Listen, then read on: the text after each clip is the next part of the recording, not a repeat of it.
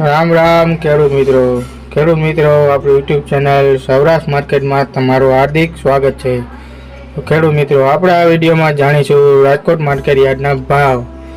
રાજકોટ માર્કેટના ભાવ હું તમને જણાવું તે પહેલાં જો તમે ચેનલમાં નવા છો તો નીચે આપેલા સબસ્ક્રાઇબ બટનને પ્રેસ કરી દો અને બેલ આઇકનને ઓન કરી દો, જેથી કરીને આવનારા તમામ વિડીયો તમારા સુધી સૌપ્રથમ પહોંચી શકે।